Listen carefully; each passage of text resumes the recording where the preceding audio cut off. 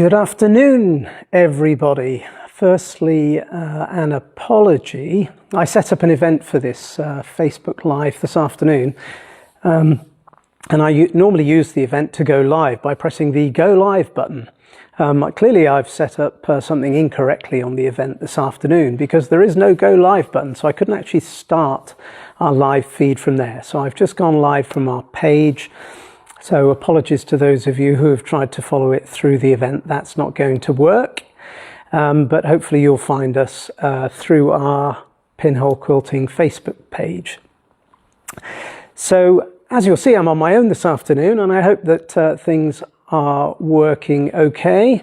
Mark is in the building, but Liz is away doing an installation, or rather a service today. She's servicing an Infinity on site. Those machines are big machines and they're not easy to transport around the country.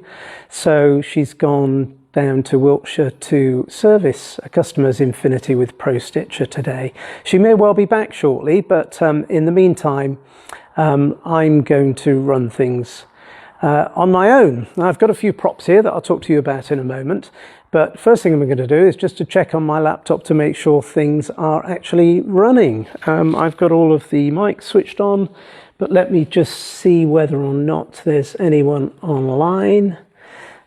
Just bear with me one moment. Let's have a look. Go to my home page. For some reason it's not turning up on my home page either. Let me just have a look here. We've got one person online anyway, so it's working even if I can't see what you're saying at the moment. So I'm going to talk about a few things today. I thought I'd kick off actually just saying a few things about pinhole quilting, because we don't always introduce ourselves very much. We've got a vast number of very loyal customers, which is increasing all the time. Cherry, one of our new installers, was down in London this week installing an Amara with Pro Stitcher, and I had a phone call from the customer the next day just to say what a fantastic experience the whole thing was. And you know, she's new best friends with Cherry. Cherry, being an actual quilter herself, a professional quilter, not only does she do the installations, but she's able to provide a huge amount of real quilting knowledge to new customers as well when she's on site with them, and give them advice and tips. And really, you may have noticed that our slogan for pinhole quilting is that we are the long arm specialists, and I think that's something we don't talk about very much. But we specialize in long arm machines, the Handi Quilter brand machines, because they're a fantastic brand. They are the global leader in long arm machines. They have a great range of products. They provide superb support from their head office in the States. But for many years, we have distributed these machines in the UK. And the reason we're specialists is that this is a vast amount of what we do. It's a large amount of what we do on a day-to-day basis. Quilting isn't an add-on for us. Quilting is the sort of raison d'etre for us. And although we also sell sewing machines from Pfaff and Janome and Juki, and a lot of other quilting accessories, quilting is very much our focus. It's what we know most about, and certainly quilting machines is what we know most about. And that's why today I'm going to be talking a little bit about some of the technical aspects of threads in particular when it comes to long arm machines. So yeah, we're specialists because we have a huge amount of knowledge. We've got staff here who are very knowledgeable. When you phone, if you're a customer and you phone to get some advice, you'll be speaking to a real person with a lot of experience who will be able to advise you on whatever question you have. And that spreads further than that. The specialism means that, for example, we hold a huge number of spare parts in stock. So if you bring your machine here for servicing, for example, then if there's something that needs replacing, a small component, you won't have to leave your machine with us. 99% of the time we have those spare parts in stock. It's one of those things we do because we want to support our customers better than any other long arm business in the UK. Let me just check my screen again. Good, we've got a few people online. Just comment if you would, somebody, just so that I can see that things are running okay. I'm just going to check here again because it wasn't showing on my laptop just now. So yeah, we specialise. We've got, here we go. I really don't understand Facebook, you know. It doesn't seem to do what I expect it to do most of the time. Good, right, hello. So, hello to Jackie, and hello to Joan and Jenny as well. Good, right. So yes, let me talk a bit more about the long arm specialization. So yes, we carry a lot of spare parts. We know a huge amount about these machines. It's what we do on a day-to-day basis. And we had the aim right from the outset of trying to support our customers as best we could, which is why we've got a showroom where we've invested a lot of money in demo machines that we use for classes, that we use for shows, and we've got the largest long arm showroom in Europe. There's nowhere other than the USA that's got anything like this on this sort of scale, and that means that we can support you better. So if you're thinking about purchasing a long arm machine this year, then really do consider the support side of things. Have a look at our Trustpilot reviews, for example, to see what customers say about our service. They're all genuine reviews. They're all genuine comments from customers. We've got a 4.9 rating on Trustpilot. And really, we try to go out of our way to support you as best we can. We're not perfect. We'll make the occasional mistake, but we'll do our utmost to rectify it if we do. So, that's our whole approach. You may be interested to know that Handi Quilter, as the biggest long arm manufacturer, they do an annual survey of global quilters. And last year, I believe 33,000 people participated in the online survey that they sent out. And they use it as a way of generating information about quilters and what they're looking to do and how the market's changing and what sort of machines they're looking for and what are the things that influence them when they're looking at purchasing a long arm machine.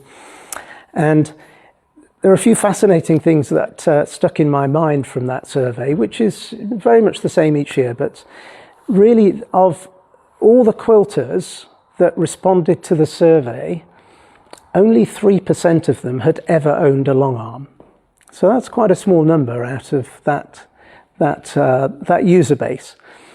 But more than 20%, I believe is the number, would like to have a long arm. So you see there's a big potential market there, which is why we sell these machines. You know, if you want to take your quilting to the next level, then really, if you get serious about making quilts and you get to the point where either you're not happy to send them off to somebody to quilt them professionally, as good as the result might be, it's not your work anymore. People want to finish their own work and feel proud of what they've done. So that's one thing that is a really interesting point from that survey. But the other one that really stuck in my mind was that there was a question asked of people who have never owned a long arm as to what factors they would take into account when they were buying a long arm. Now, of course, that would cover all sorts of things like, you know, how much space they have, what their budget is. And one of the responses was, of course, what the support is from the dealer. And from those people who've never owned a long arm, the number of respondents that thought that was an important factor was 20%. 20% of those people would consider that an important factor when they're looking for a long arm machine. They asked the same question of those people who had previously owned a long arm, and ask them what were the important factors if they were looking to upgrade or change their long arm. 33% of those people considered that dealer support was an important factor. Now, what does that tell you? That tells you that perhaps their experience first time round wasn't great, but they would take it much more seriously next time. In other words, if they needed support, was their dealer giving them the support that they hoped for? So I mentioned that because it's to give you a heads up, really. If you're somebody who's in the market thinking about a long arm, really take that seriously. You've got all the other things to take into account as well, of course, budget, space, all those other things.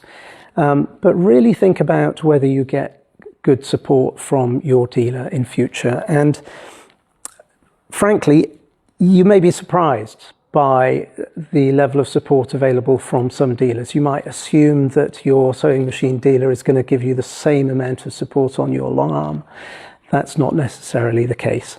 Ask your friends, friends, great source of information. Ask your fellow quilters. You'll know people who've got long arms. You'll know people who quilt professionally. Ask them about who they use for their quilting, why they chose them, what they would do different next time round. These are expensive purchases, so do your research. Do your research, that's what I'm saying. So let me have a quick look, see if there are any comments over here. Just bear with me whilst I'm off camera for a moment. So Liz Dunkley and Sharon, hello to you both. Right. Okay, Liz mentioned last week that we've recently done a technical training course. So yes, one of the things we do as long arm specialists is training. Now, we train our customers, of course, in using the machines. We do add-on courses. We do specialist courses on things like the Pro Stitcher computerized system, but we also train our own people.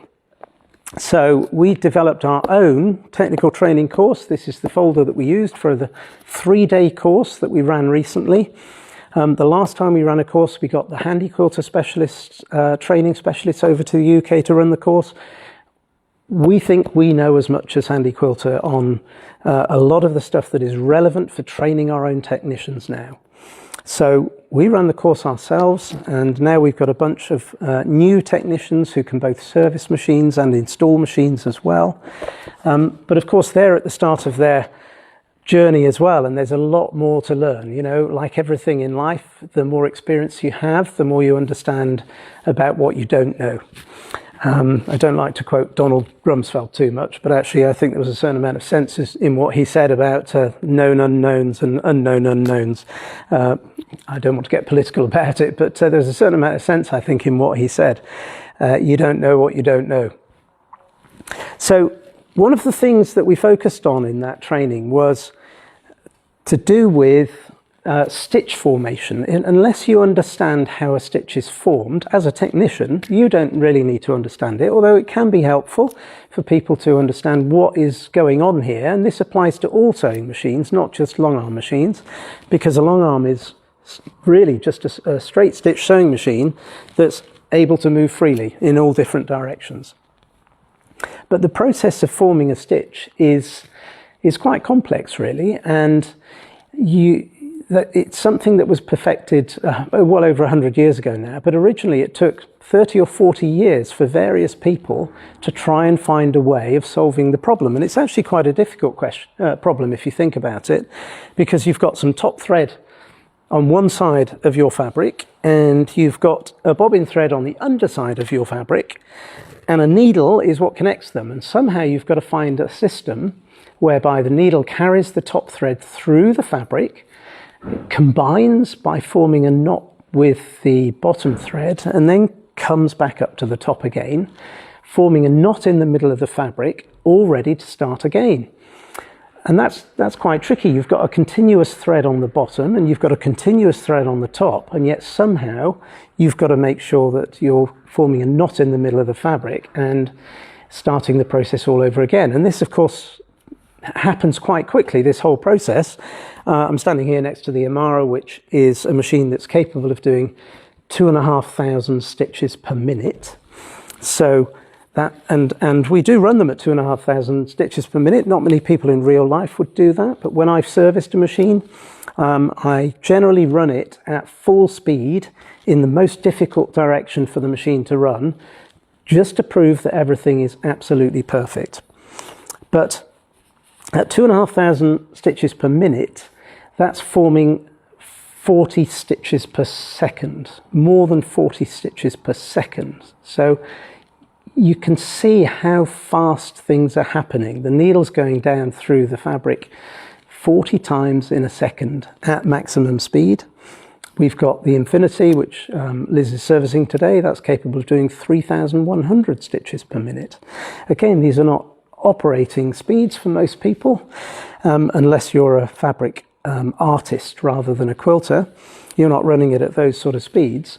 But I mention it because A, it's a difficult technical problem, B, it's happening very quickly, and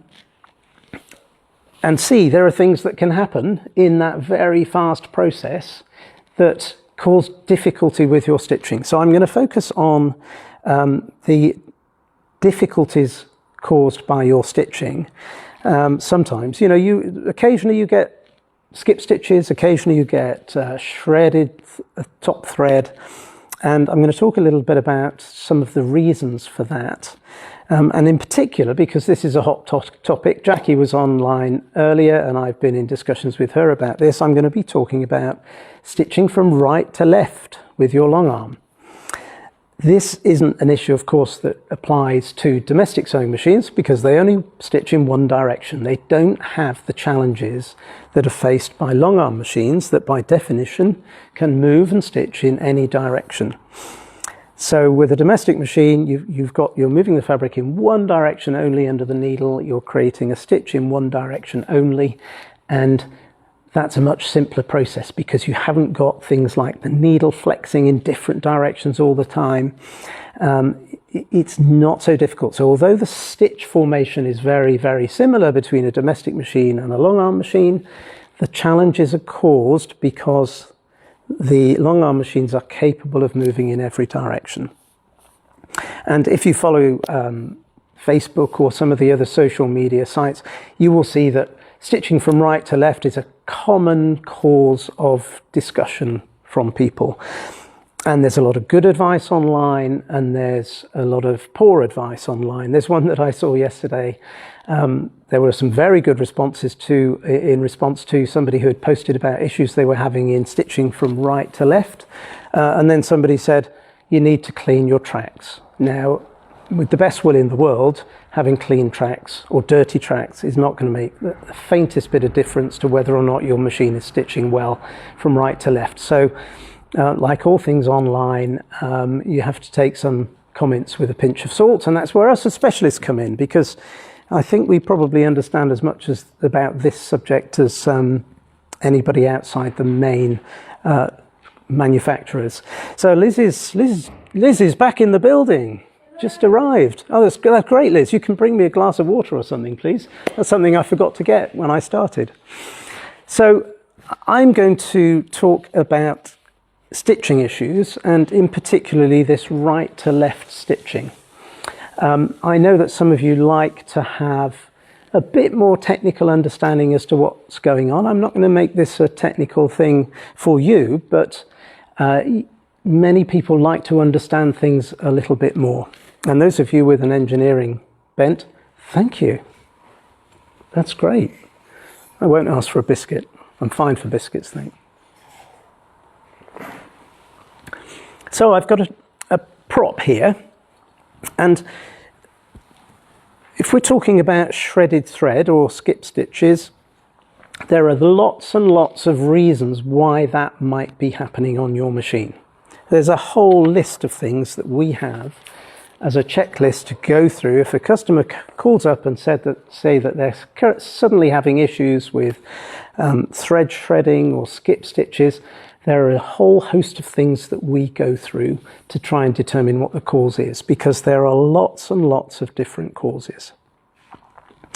I could probably list 20 quite easily, and we go through that sequence in the way in which generally they are, they most frequently happen. Let's go through the easy things first.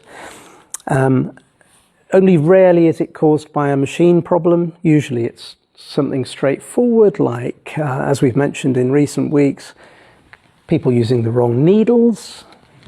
You're not giving the machine a chance at those high speeds if you're not using the correct needle for the job.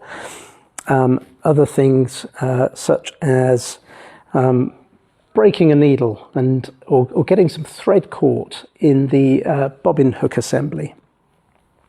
So lots and lots of different reasons, but I'm going to focus my discussion today on what we've been looking at recently, which is this right to left stitching issues. And it's very important to say that this is something that is common to all long arm machines that are moving in multiple directions, because it's a fundamental problem of physics, essentially, and nobody has found a solution for it. None of the manufacturers, and if they claim that they found a solution to it, then I think they are defying the laws of physics, frankly. You would have to completely find a way of changing the mechanism for making stitches in order to overcome this problem completely. It's not a major problem for most people, but it can happen, and you'll see lots of comments on the subject. But let's just talk about why sometimes it's more difficult to stitch from right to left than it is to stitch from left to right. So, quick look at comments. Right, okay, so this is interesting. Hello to everybody who's just joined. Now, Liz Dunkley says, I can't understand this issue of right to left, as surely if you were doing circles, that includes right to left to right, and everything in between. You're absolutely right, Liz. And as Jackie from the Stumpy Quilter has mentioned, it's all to do with the distance. So, yes, these machines are traveling right to left and left to right and up and down and backwards and forwards all the time, and it's not an issue because that's what they're designed to do. But there are certain technical reasons why if you do a long distance from right to left, you get problems, and that's what I'm going to try and explain to you today. So in every sewing machine you've got a bobbin hook, a bobbin race assembly. This carries your bobbin case, so this is one that's been taken out of a machine, but in a real life situation this would be spinning at high speed, carrying the hook around so that it can catch the top thread when the needle takes the top thread down through the fabric. And this holds your bobbin case like this, so that, put it in the right way around. So it holds your bobbin case like this, and the center section is held still as the outer section travels around, and you won't be able to see it here, but there's a point on the outer part of the bobbin hook assembly that is called the hook, and the hook has to go through the loop of top thread, and it carries that top thread all the way around the inside of the bobbin hook assembly, catches the bobbin thread on the way, and then the mechanics of the machine itself pulls up the bobbin thread and makes the knot in the middle. So looking from the front of the machine, what you've got is a bobbin hook that is spinning in an anti-clockwise direction. And the bobbin thread isn't moving. The bobbin thread is just being caught by the top thread. But the top thread is moving considerably. It's being brought down through the fabric, and a whole loop of the top thread is being taken around the inside of this bobbin hook assembly in order to pull up that bobbin thread and form the loop. So what you've got is the bobbin hook assembly turning counterclockwise, and the thread is going around it, that's also turning counterclockwise. Okay, so that is part of the issue. It can only spin one way. That's the way the machines are designed, but it works in combination with the thread, and this is the nice bit of rope that Liz was demonstrating last week, because almost all sewing threads are made up of multiple strands. And 100 years ago or so, it was decided that it would make sense for all manufacturers to twist their thread in a certain way. In the same way, if they didn't do it in the same way, then you would get different issues with stitching. So with this rope here, if I twist it in one direction, what's effectively happening is it's tightening up those strands. And if I turn it in the other direction, it's loosening those strands, and the strands are separating. And what happens when you move from right to left through the fabric? The combination of moving the machine and the rotation of the thread and the bobbin means that when you move from right to left, the thread unravels. Now, if you're going a short distance, that's not a problem, because you're going short distance right to left, it's unraveling a bit. Go back from left to right, it's tightening a bit, and it doesn't cause any issues at all. But if you continue go for a long distance from right to left, you get this thread separation. And for those of you who saw the picture that I posted for the event that I couldn't link to today, there was a photo of, in fact, this machine of the top thread just showing that starting to unravel. Now, why does that cause a problem? It causes a problem because this thread has to be taken down through the fabric, and then it forms a loop, and the hook that I was talking about in the bobbin has to go through this loop. If it's a nice defined loop, no problem at all.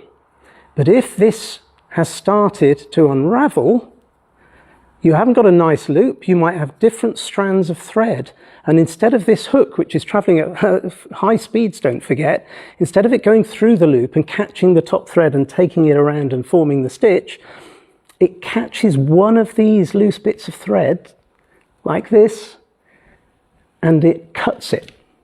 And that's the start of your thread shredding.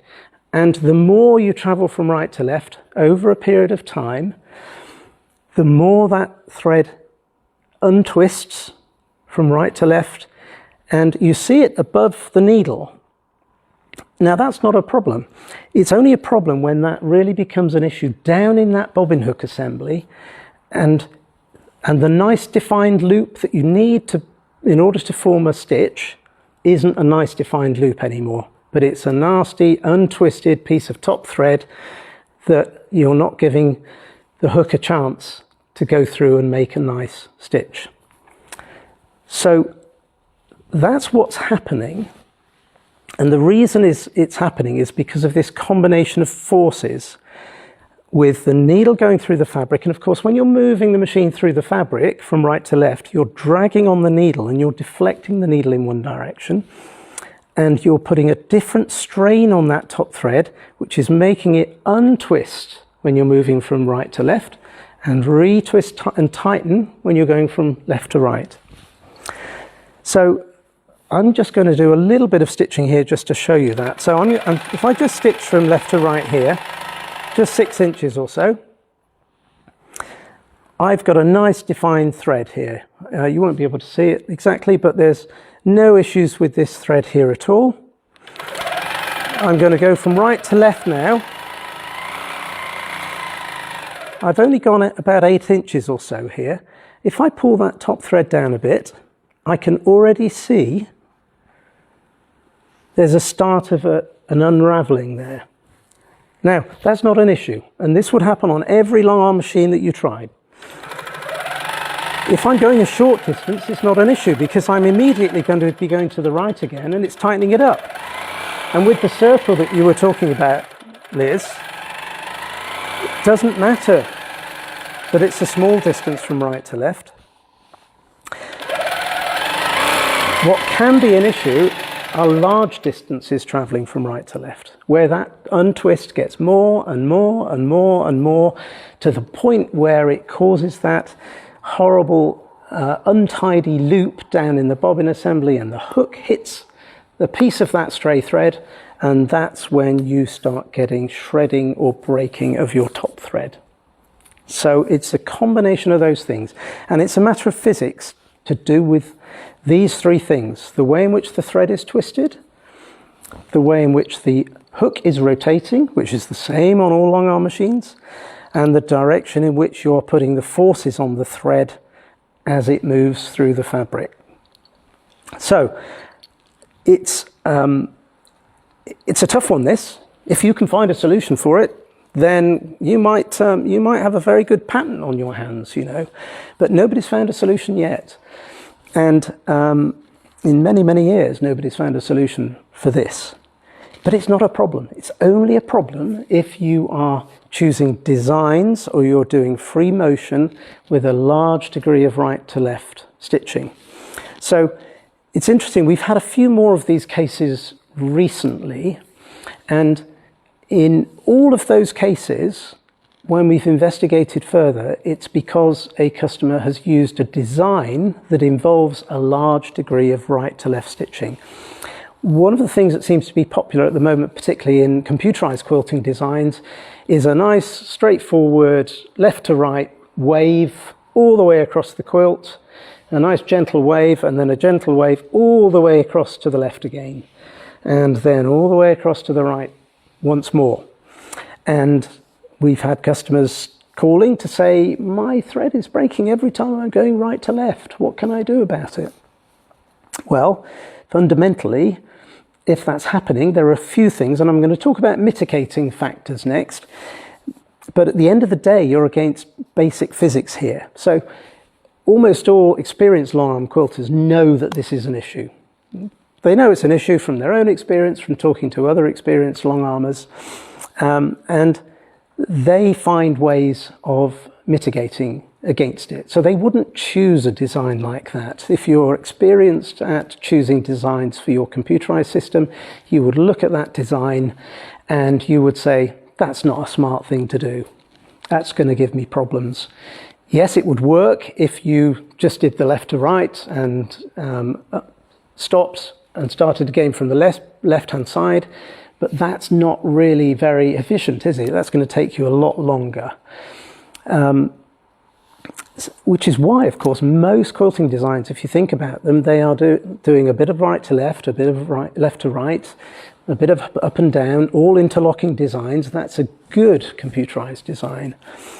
Another customer was doing almost the identical type of left to right movement, but doing it free motion. She wanted that effect of, you know, sort of gentle waves all the way across, and she had the same problem. So it's not something ultimately that anybody can fix. It's not fixable because basic physics isn't fixable to that extent. But what you can do is to try and mitigate it. So think about the designs you're using on your quilt, and it doesn't matter whether it's a computerized design, whether it's a pantograph design, whether it's free motion. All those things, all you're doing is just moving the machine. The machine doesn't care whether or not it's being moved by you or by a computer system. The fundamentals of the way the stitch is formed are exactly the same. So think about that. I mean, I would go so far as to say that the companies that are selling this type of designs for long arm systems probably shouldn't be doing so. I mean, they're happy to do so because they've got your money, but actually it's not very smart. I don't think an experienced long arm quilter who's making designs for long armers would ever come up with that design and think it was sensible, because they know that it's going to give you a problem. So that's the most important thing that you can think about to mitigate this if it's a problem. But there are some other things as well. So yeah, point number one, make life easy for yourself. Let me have a look at any of the comments before I go any further.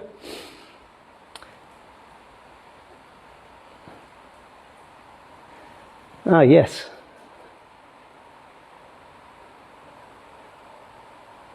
So I've got, thank you, Annette. Annette's online. Nice to see you online, Annette.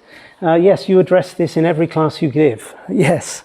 So Annette's a wonderful educator from the States who came across and taught for us at Festival of Quilts a couple of years ago. It's just one of those things that you need to know about. So what else can you do to try and mitigate it? And I say that this is just a mitigation. You can never fully solve this issue. So number one, make life easy for yourself. Think about the designs you're doing, whatever method you're using to move the machine.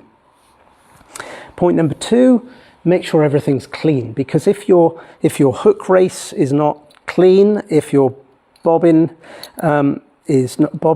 spring is not clean, if your whole area around the bobbin hook is not clean, then that is just exacerbating the problem. When the top thread goes around the hook, if there's debris in there, it's just exacerbating this problem.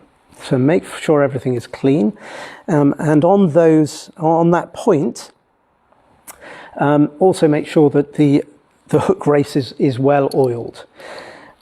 Other things you can do, and again you'll see some of these comments online, use a bigger needle. That can help. And why can that help? Because a bigger needle is a thicker needle, which means it's a stronger needle. I didn't dwell on this, but part of the issue is also to do with the way that the needle flexes. So the flex is going to be more on a thinner needle than it is on a thicker needle as you move the machine through the fabric. Use a bigger needle. It's also got a bigger eye, which can help with this. The other thing you can do is to move that needle groove, where we normally say put it at the 6 o'clock position with the groove on the industrial needle pointing directly towards you, move it to the 5 o'clock position or 5:30 position. What that does is it changes the position of the eye of the needle when it's down in the hook assembly. So if I bring my rope in here again, what we want down in the hook assembly is a nice loop like this. When you're moving from right to left, by moving the hook to the 5:30 position, what you're doing is opening up that loop a little bit more so it's easier to see for the hook that has to go through it. So if you can imagine, it's much easier for the hook to go through if this is completely perpendicular and straight on, rather than at an angle, for example. Because if it's at an angle and that thread is starting to separate, it's got much more chance of catching it. So changing the position of the needle can change the position of that loop and reduce the risk of it fraying and being caught by the hook. So that's probably one of the most important things you can do to try and help out with this particular issue. It's also the case that if you've put your bobbin in the wrong way around, instead of the bobbin thread coming off or turning clockwise, when you look at it like this, if it's turning anti-clockwise, that can actually exacerbate this issue. So make sure your bobbin is in the right way around. The other thing to do is to make sure that your top fabric is not too tight. Loosen it a notch or two, because what you're doing by doing that is putting less force on the needle. As the needle is dragging through the fabric, it's not producing as much force on the side of the needle and not deflecting the needle as much, which can help. So don't make it drum tight. We never want it drum tight anyway, but in this particular scenario, loosening a notch might help. You can also look at slowing down a little bit.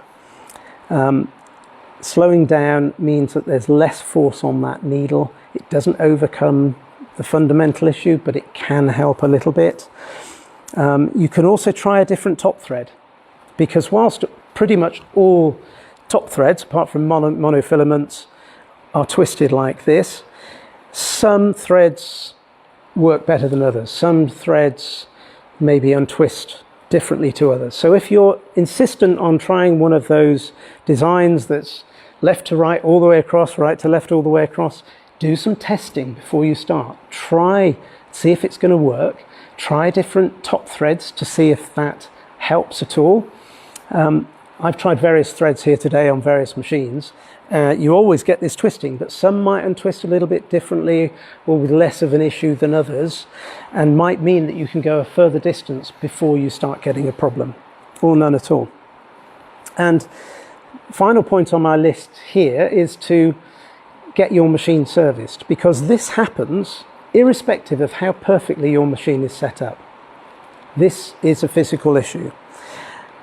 But if your machine is not perfectly set up, if the timing is slightly out, if some of the components in your machine are starting to wear, then this is only going to exacerbate this problem, because of course if your needle is not fully held in place tightly by the needle bar, and your needle bar is starting to move because your machine has now done 50 million stitches, or some of your other components like the hook starts to get a bit of looseness in it, you're moving things just fractionally and causing more of a problem. We're talking really, really fine tolerances here. You know, we're talking about a 1/10 of a millimetre being an important measurement. So really small things can make a difference.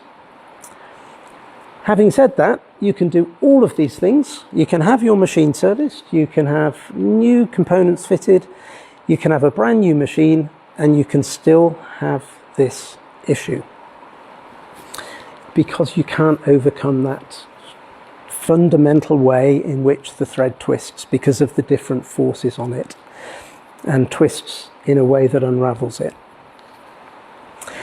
So work with your machine. The machines are great, they work in all directions, but like anything in life, you know, make things easy for yourself. Think about that. Now you might find, and these are some of the comments that we get, that well, my friend moves her machine from right to left all the time and never has a problem.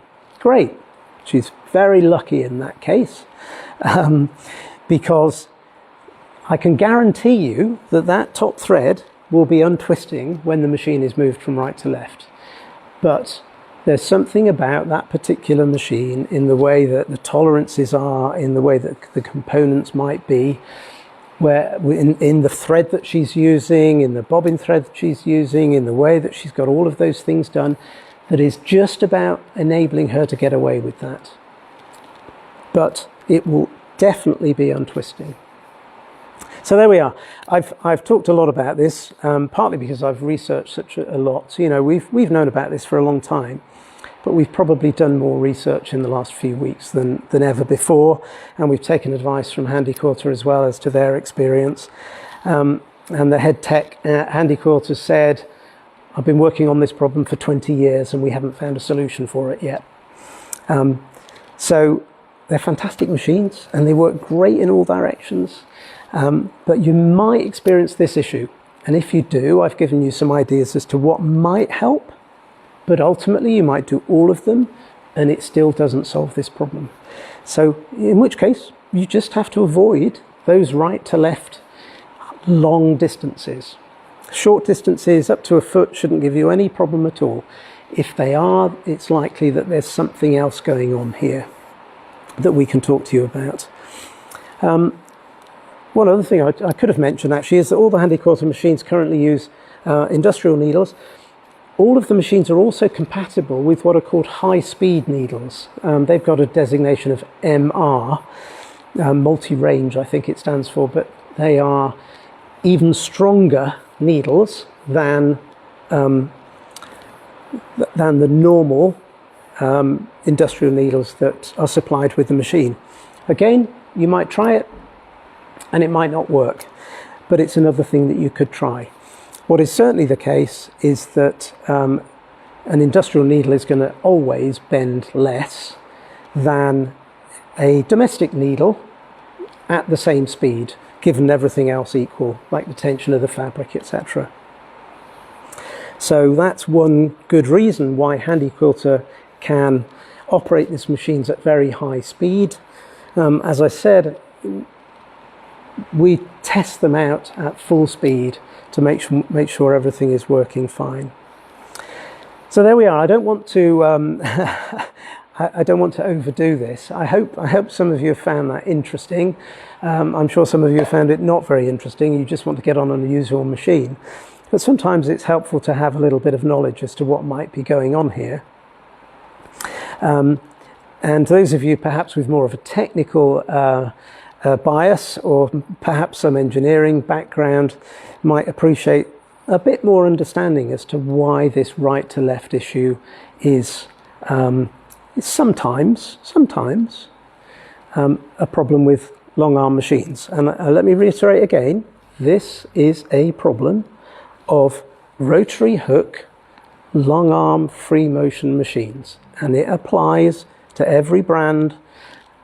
Every single one will have the same problem because nobody can overcome those physical issues of moving through the fabric. At the end of the day, we've got a fantastic machine that enables you to do pretty much everything you want, but this is a constraint that you might stumble across. If nothing else, hopefully you've learned something from this, and when you see those inevitable posts on a very, very regular basis on Facebook, you can put a nice educated response to somebody and say, no, it's nothing to do with the fact that you've got dirty tracks. It really isn't. Might be lots of other reasons, but that's definitely not one of them. So sometimes understanding the theory can be helpful. Let me just check for where we're at here. See if there's anything else going on.